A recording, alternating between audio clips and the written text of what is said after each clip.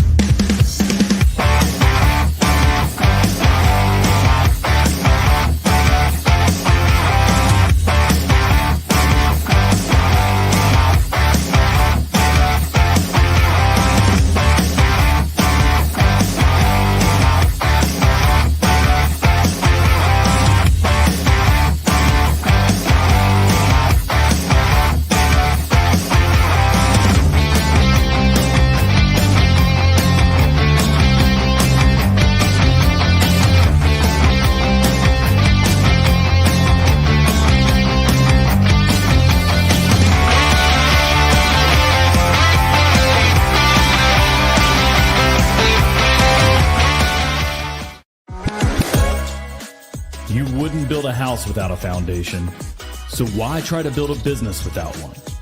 Grow your contracting business and grow your mind with Growth Mindset Monday. All right. Welcome back to Mindset Monday. I'm your host, Garrett Bake, with the American Contractor Network. And you know why you're here. You're here because you want to grow yourself and ultimately grow your business. As always, brought to you by Contractor Plus, the only CRM you will ever need to organize, systemize, and scale your contracting business. One of these days, I'm going to come up with this really cool tagline for you, Justin. I like it. Well, I'm really excited about being here with you guys today. It is Monday. We are halfway through September already. Can you believe that? It started to get a little cool, a little bit nipply in the mornings, which tells you that fall is just around the corner. You guys know the drill. If you are here live, go ahead and drop your name, your business name, and your location, and we will give you a shout out. We got Irving Corporation. Good morning to you. Taproot Scene, GC out of California. I was just there, and I'm going to share some stories about good old LAX, Corona, California, and the freeways. God bless California. Oh, it was a really exciting week last week. We are making progress on the new office there in Salt Lake.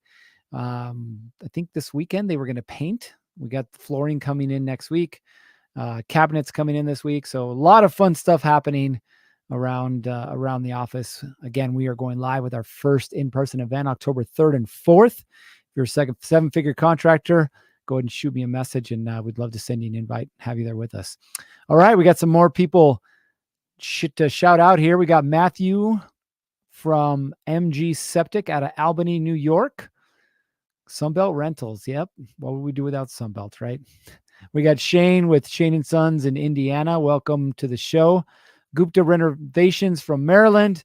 Welcome. Michael Babbitt, BMF Services, Charlevoix, Michigan. Chris Moeller, probably pronouncing it wrong, Chris. Apologies.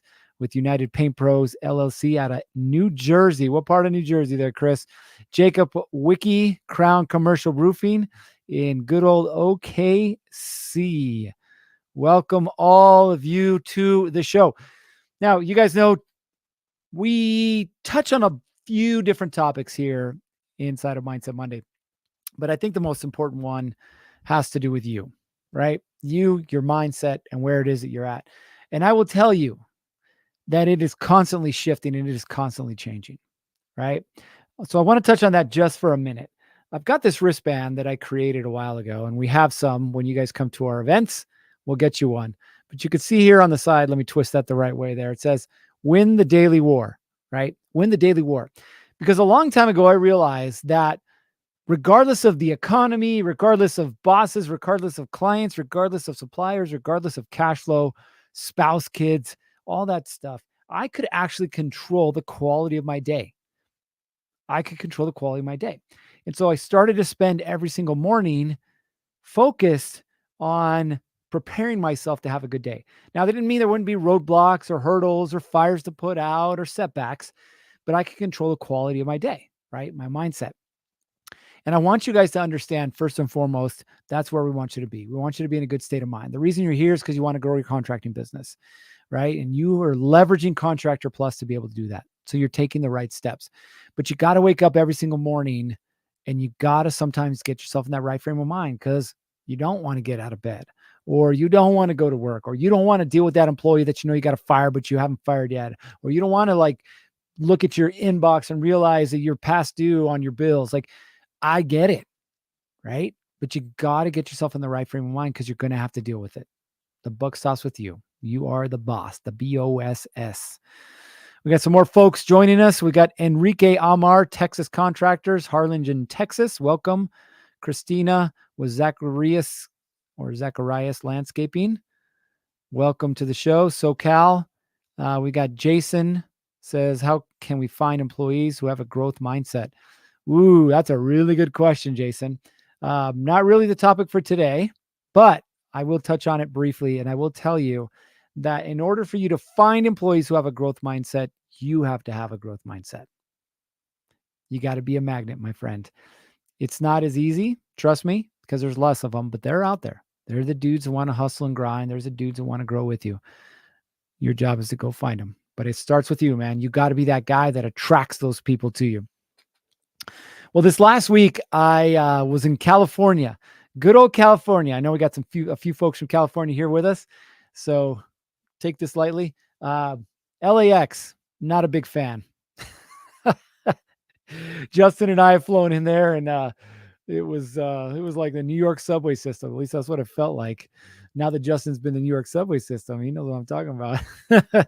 We're missing the big rats, but other than that, man, it is a train wreck. I fly into LAX. There's a new client that I onboarded in Corona. Now, I'll be honest, I didn't look up Corona on a map beforehand. I didn't realize it was 55 miles from the airport to get there. And there was probably a closer airport like Ontario that I could have flown into and saved myself some problems. But I fly into LAX. We sit on the tarmac for 20 minutes, finally get to the gate. Then I have to get in a shuttle to go get to my rental car place. And I chose budget this time. Normally I use Sixt. I really like Sixt. But I chose budget this time. So I go to budget, I get off the bus, and all of a sudden I see the line. Now, this isn't like a 3 or a 5 or a 10 or a 20 person line. The line was 75 people deep, wrapped around the building. I spent an hour waiting for my rental car. I'd already paid. I'd already checked in ahead of time. An hour. It's crazy. Crazy. So I finally get in the car. And by the time I get out to Corona, I'm a hour and a half late to my meeting. I mean, it is what it is. Lesson learned. Yeah, Christina, I didn't realize you were there close. Would have stopped by and said hi. Maybe next time. I will be there probably in a couple months. But it was a really good experience for me for a couple of reasons. Okay. Number one is, it taught me exactly what I just said at the beginning. Like, I went in, I had a great mindset. Like, this is going to be an amazing day. Usually if it's within a couple of hours of where I'm at, I'll fly in the mornings and then fly out in the evenings, which is what I did this time. And it gives me, pretty much the whole day to spend with a client. And traffic is traffic, and California traffic is California traffic. Now, I should have paid for the toll roads because that makes life a little bit easier. But man, there are people everywhere, people in cars everywhere. But it taught me again, like, if I wouldn't have set myself up on Friday to have a good day, like today's going to be a good day, then all these things that kept happening would have spun me out of control. And then I show up with a client and it's a shit show, right? I'm a train wreck and nobody wants to deal with a train wreck. I tell you that because I want you guys to realize that you may not see yourself in the mirror, how you're showing up, but you're carrying everything. You're carrying the fight that you had with your spouse the night before. You're carrying the fact that, you've got 16 bids that are, or invoices that are outstanding. You're carrying the fact that you're behind on sending out your estimates. You're carrying the fact that, Johnny's still screwing up on the job site. You carry all that stuff into every conversation you have. So take a second and get yourself in the right frame of mind, especially if you want to keep growing your business, especially if you want to close more deals. All right, we got one more check-in here. We got Gary Hutchison with 3G Electrical Solutions, Berlin, New Jersey. Welcome to the show. Now, to shift a little bit, I want to talk specifically today about one thing. It's about the hierarchy of marketing. Now, we talk a lot about marketing on the show because Truth is, it's the lifeblood of your business. And if you don't know how to market, you won't be around very long. Why? Because the referrals will eventually dry up and you're going to have to figure it out, right? Don't be like that guy or that gal that stalks Facebook groups and waits for somebody to post a landscaping job or roofing, electrical, plumbing, whatever it is, right? And then you and 98 of your peers or your competitors all post the same thing. Call me. Here's my business card. I'll send you a DM, right? Don't be one of those guys. You might get a job or two out of it, but long term, it's not sustainable. So, what is the hierarchy of marketing, right? Understanding marketing is going to be key for you as you grow your contracting business. What's the foundation then? First thing we got to do, though, is understand what marketing is. I want you guys to drop in the comments what you believe marketing is. One sentence. That's it. I don't want to see a paragraph in here. One sentence. What do you believe marketing is? That's it. One line. What is marketing? Now, while I'm waiting for your response, I want to share with you that you can build a business without marketing. You can stumble your way into success. But again, it won't last forever. So this plumbing company, for example, that I signed up in California, they are doing, or they should do, about 15 million this year. 15 million. And I will tell you that their marketing is almost non-existent. And I'll show you examples here in a minute, right? I just want to talk about it. I'll show you examples here. But I'll tell you, when we talk about, hey, what are you doing to market your business? And if the answer is nothing, then again, you are teetering on the edge of just waiting to go out of business, right? Now, you're probably wondering how they built a $15 million business without marketing. I'm not saying they never marketed. They did when they first started. And then they were what we call a COVID baby, right? They were in business before COVID, but COVID they were one of them that just took off to the moon with COVID, right? They found the right connections, got the right contracts, and blew up. So almost 50 employees doing 15 million a year and not a ton of marketing. All right, we got some responses coming in here. Ricardo says hand-to-hand combat.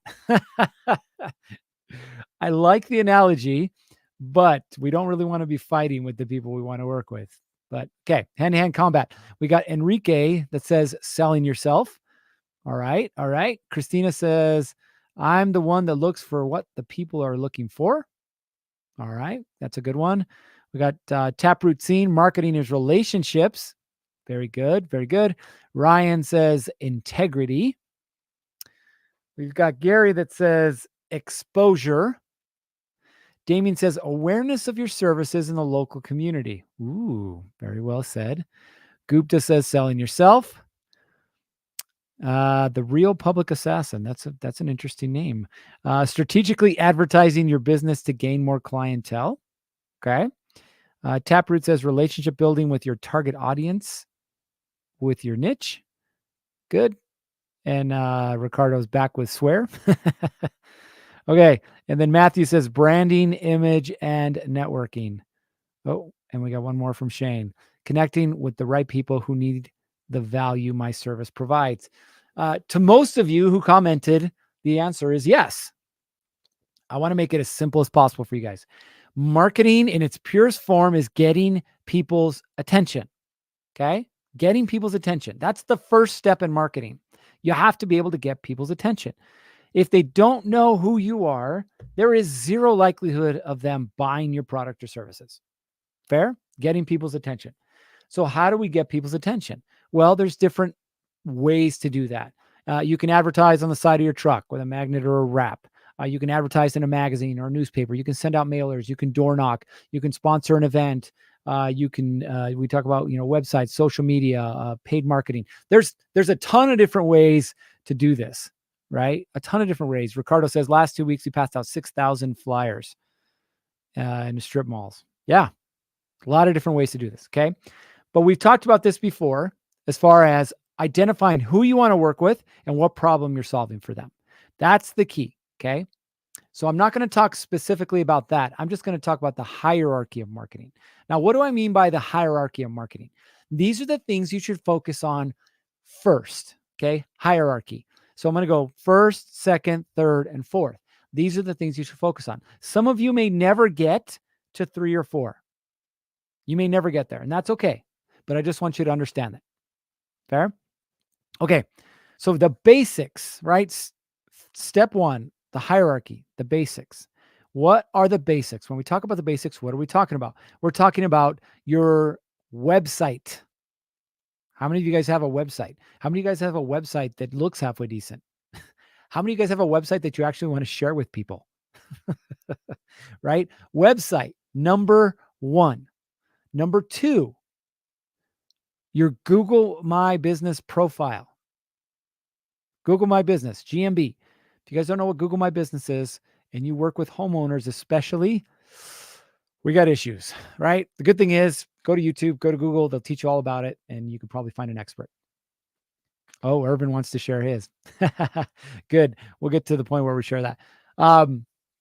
So the basics then, if you're advertising or connecting with local businesses, which you guys are, okay, realize that there's certain people you want to work with and there's certain problems you want to solve. We just started working with a concrete company here in the Salt Lake area. They do flat work. So they don't do foundations. They just do flat work.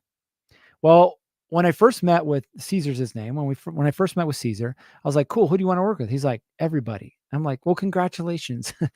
You and everyone else wants to work with everybody, but that's not the way it works.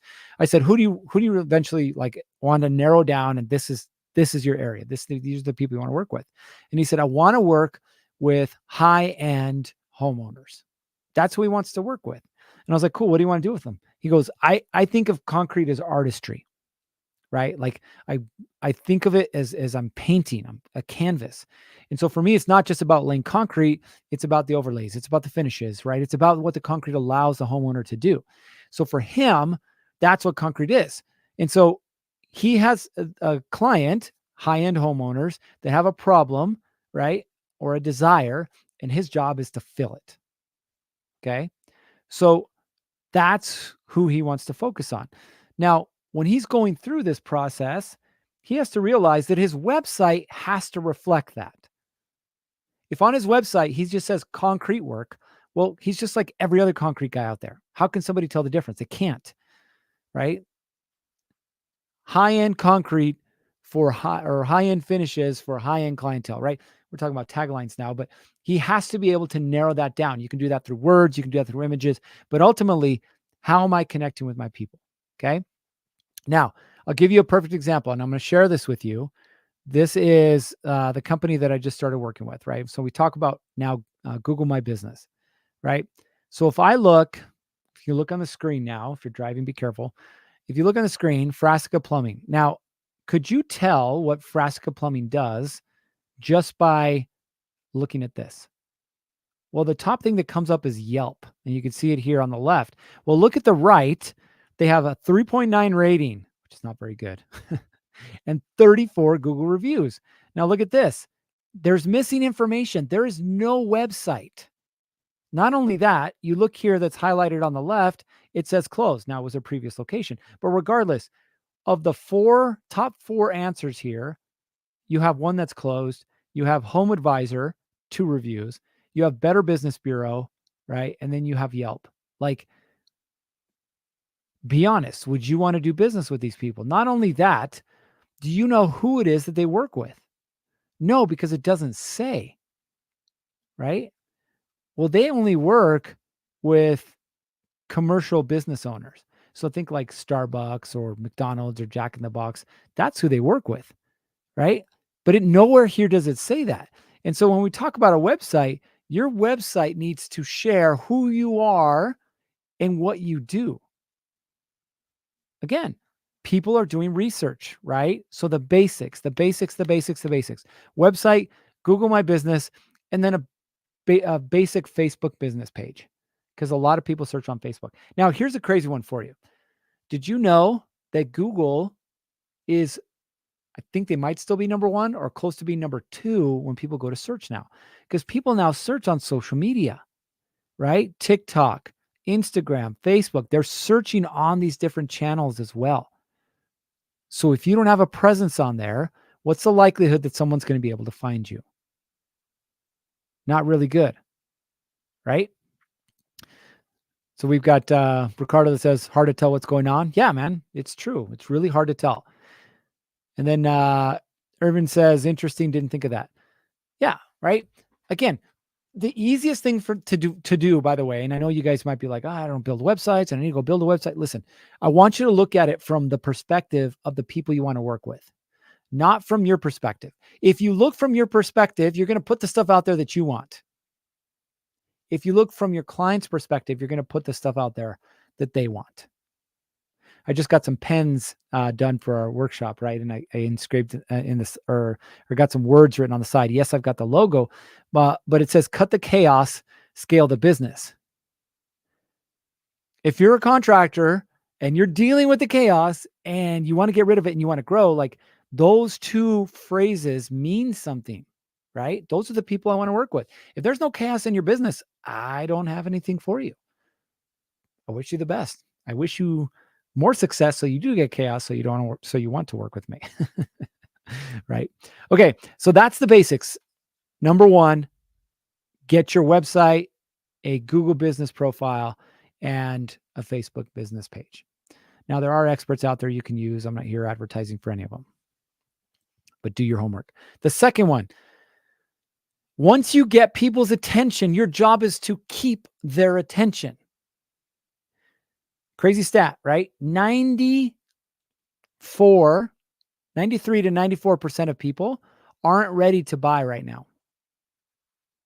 Even if they like, comment, share your stuff, they're not ready to buy right now. You're fighting for 6 to 7% of the market. That's it, right? But here's the crazy part. The people who understand this take care of that other 93 to 94%. Now, how do they take care of them?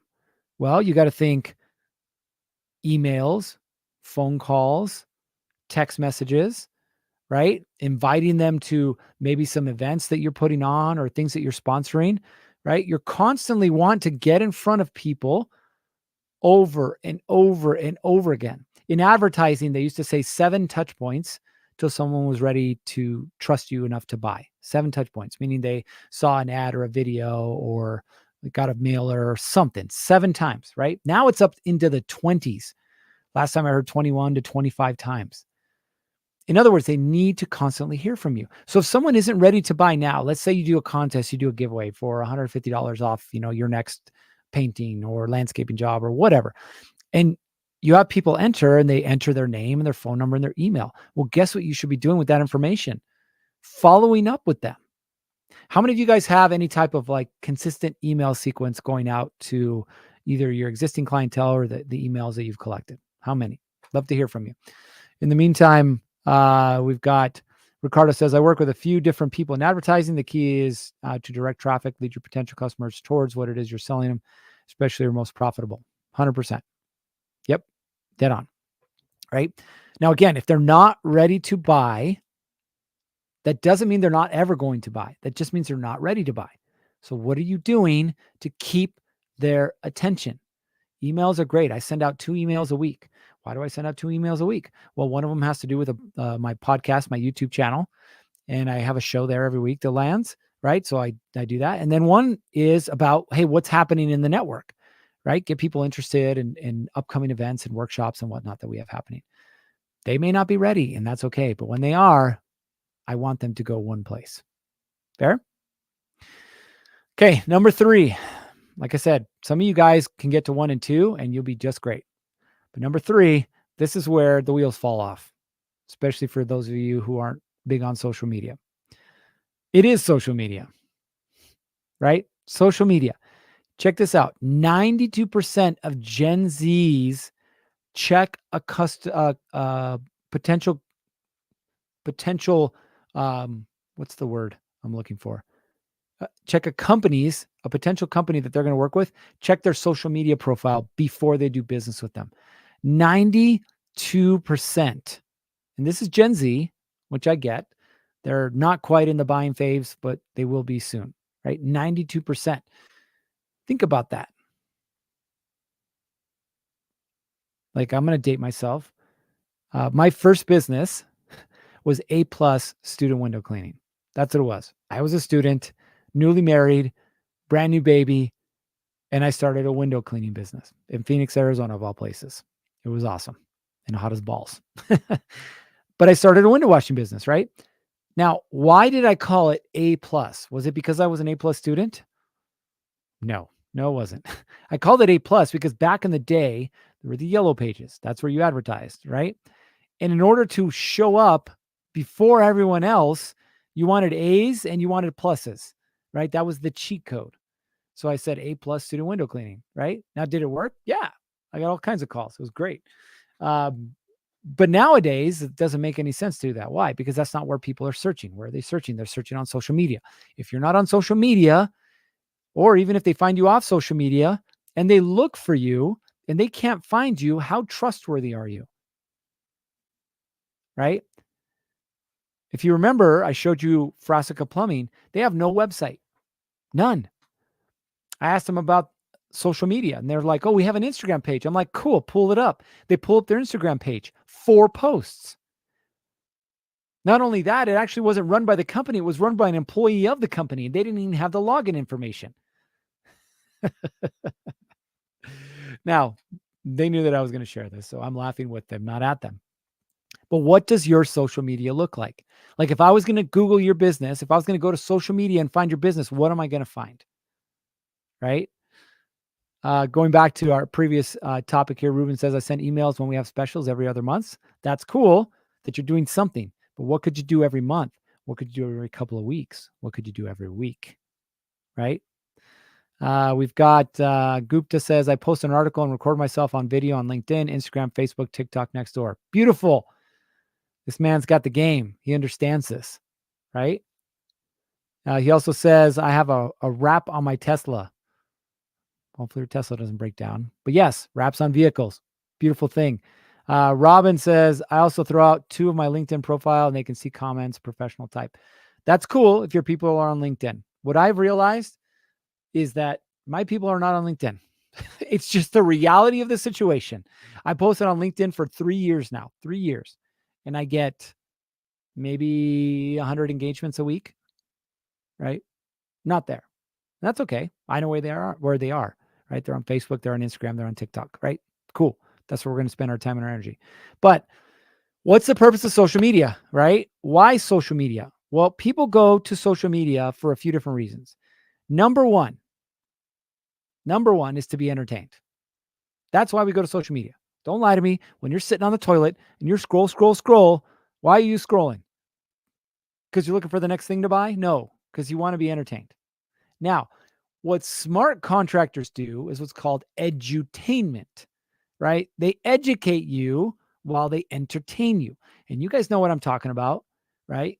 You've seen the videos that show a concrete guy talking about a certain finish, right? Or a framer talking about why it's 2x6 versus 2x4, or how to offset the studs on an interior wall so that you can soundproof, right? Like these little things. Oh, I'm being educated, but you're not just being educated, you're also being entertained, right? So that's what we're talking about when we say social media. Your social media is about you not just bragging about yourself, but educate people about it. Now, if you're not comfortable in front of the camera, I know some people are, right? If you're not comfortable in front of the camera, you don't need to be in front of the camera. Start with something, right? Show off your work. The point is, have something that someone who might be interested in you, your product, your services can go and check out. That's what matters. The last piece, and this is where some of you guys have figured it out, but most people have not. I'm going to share with you an image so you can kind of see. This is a screenshot, I will admit, from our marketing workshop of one of the flyers that we handed out, or our marketing workshop last month, right? Paid advertising. Now, I wanted to put this here because I want you to show all the different avenues that are available for you when it comes to paid advertising. We have SEO, which is search engine optimization. We have search engine marketing. We have paid social media marketing. We have content creation, demographic targeting, retargeting, videos, geo-targeting, email, TV, radio, print, event. I can go on and on and on. There is no shortage of opportunities or ways for you to market your business. So where do we start? Right? Where do we start? That's where people get stuck. Why did I go through the hierarchy? Because I want you to understand that you need to start at the beginning, the basics. If you don't have a website, get a website done. Now, the cool thing about Contractor Plus is you can get a free website. Ta-da! Work done. Now reach out to them and they'll help you set that up, okay? But you can get a free website done. But website, your Google My Business, and if you don't know how to do that, hire a professional. I'm not the professional, so don't try and ask me about it. But hire a professional, get that done, okay? And then some type of Facebook business profile. The basics, okay? The next one, keep attention. What are you doing to keep the attention of the people who aren't ready to buy? Are you following up with a text message, a phone call, a postcard? Are you inviting them to your next client appreciation night? Are you stopping by their houses to see them? Are you asking them questions about their kids? Email. What are you doing to follow up with these people? Okay. The third one, social media. Edutainment. No, I didn't make up that word, although it does sound really cool. Edutainment. What are you doing to educate and entertain the people who not only are your current customers and they could comment and say how awesome you are, but the people who will want to work with you in the future, right? Educate them, entertain them. And then the last one, paid advertising. If you don't have a website, don't worry about paid advertising. If you aren't currently following up with the people who have already raised their hand and said they might be interested in your product or services, don't do paid advertising. If you don't have a social media profile set up and you haven't been posting regularly, don't do paid advertising. Like, do it one step at a time, right? Now, we do have a good question here. Gupta says, what are your thoughts on spending on direct mail and mailing postcards? Here's my thoughts on that. Again, the hierarchy. If you've already got your website, your Google My Business and Google Business Profile, if you're already following up with the leads who may not be ready yet, if you're already posting on social media regularly, so those three things need to happen first. If you're already doing that, and then you want to talk about a paid marketing strategy, here's what I say, okay? Who do you want to market to? And where's the best way to get a hold of them? Always. It's not that I'm not a fan of paid. It's that I would rather pay to get in the right room than I would to pay to randomly get there. Now, doesn't mean it can't happen. I don't know what your renovations are, but I will tell you, I work with a couple of remodeling companies, and one of them, he buys cold email lists and cold numbers, and he dials for dollars. He has a call center he works with, and they call and they set up appointments, and then his guys go out and they close the appointments. He averages anywhere between 70 and 85 appointments a month. That's his strategy, right? And he's found that works for him. I have some people who door knock, and that's their strategy. I have some people who do direct mail flyers, postcards, and that's their strategy. I have people who take out advertising in like those hometown magazines, right? And that's their strategy. It's not that any of them won't work. It's understanding, okay, if you are going to do direct mail and postcards, is that the way to get in front of your people, right? I don't know your market. I don't know who you're marketing to, so I can't answer that specifically. So my thoughts are everything works. It's just how well does it work? But before you do any type of paid anything, make sure you understand who do I want to work with and where are they? And that would help give you some clarity. All right, Robin says, I tell my customers when I'm finished to stay well, refer to me one other person. They know that I'll give them a discount. Cool. That's a great way to do it, right? Referrals. Ricardo says it's important to stay consistent with reaching out. Timing is everything. Yep. Posting is everything first. Then we get to timing. But yes. And then Irving says, I would recommend free first to tune your game. And once you get that fine tuning, then go for paid. 100%. Well said. Well said. You guys need to get comfortable doing the thing first, right? Get comfortable doing the thing and then grow. I will tell you that I'm at the point now between, podcasts and videos and everything that I do on a weekly basis. Our last marketing workshop, 3 weeks before the marketing workshop, I got with my my marketing guy. We went out, we recorded a video in less than 30 minutes. That night we had it posted and we were already advertising. That's how we filled the event, right? Now, I've been doing this for a long time, so I'm super comfortable, obviously, in front of the camera. That may not be you, and that's okay. But get comfortable doing the thing first, right? Get comfortable doing the thing first. We got Gupta that says, do you recommend buying leads from Thumbtack or HomeAdvisor? Again, you have to understand the game. So, Justin, do we still have access to Thumbtack through Contractor Plus? We do have access to Thumbtack. We have a direct integration for both leads and bookings. Also, if you don't have a Thumbtack account, you can get $100 totally free to try it out. I will say this, so I don't want to, smear Thumbtack. I think they've done a great job for hundreds of our users, if not thousands at this point. But I will say this in full transparency. You don't have to buy the leads to grow your business. You don't have to pay directly for a lead to grow your business. There are plenty of ways to get very good, higher quality customers without paying. So that's number one. Number two, about a year and a half ago, Thumbtack changed how they do lead generation. They wanted to compete more with TaskRabbit. TaskRabbit started gaining market share really quickly. And to do that, the primary difference is TaskRabbit is a bookings platform. It's not really a lead gen platform. It's more like a gig platform. So to compete with TaskRabbit, Thumbtack changed some things, required a lot of work on our side to reintegrate with their bookings so that you could book directly. Now, this could seem like a good thing because lead or booking volume went up, but the downside of this is now a very large portion of traffic going through Thumbtack and, of course, TaskRabbit. They're not looking for quality. They're looking for price. And being the least expensive or competing on price, that's just not a way to grow a business. You're going to find yourself miserable. You're going to find your business barely scraping by, doing way too much work for too little income. And that's not that's not something that you can scale.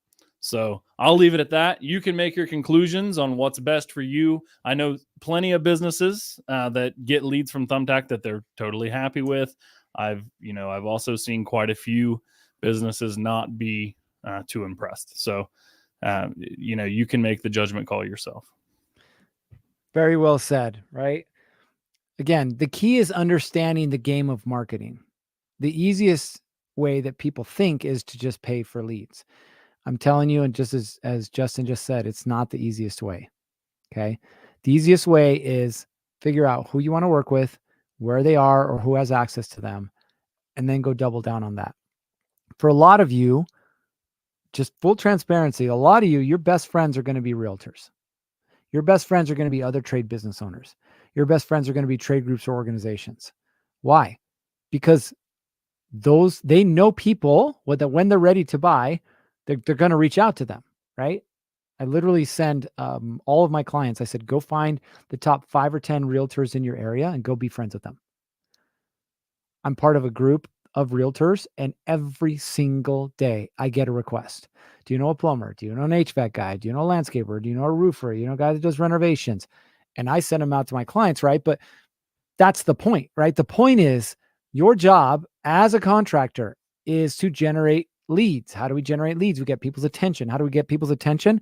Yeah, you can pay for it, or you can do it organically, right? Get yourself set up the right way. Get the basics out of the way first. Start posting regularly. And now when you make connections and contacts and people, quote unquote, Google you, I know it's a term now, but Google you or social media stalk you, whatever it is, they're going to be able to find something and something positive about you versus like, man, there's nothing here. I have no idea if this guy's real, if he's fake, is he a scammer, right? You don't want those questions in their mind. All right. That's all we got for you today. We appreciate you guys being here live with us. Again, leverage the power of Contractor Plus. You do get a free website, right? So that'll knock that one out of the way. Become an expert at contracting business. All right. That's all we got for you. You know what time it is. It's time to get after it. 3, 2, 1.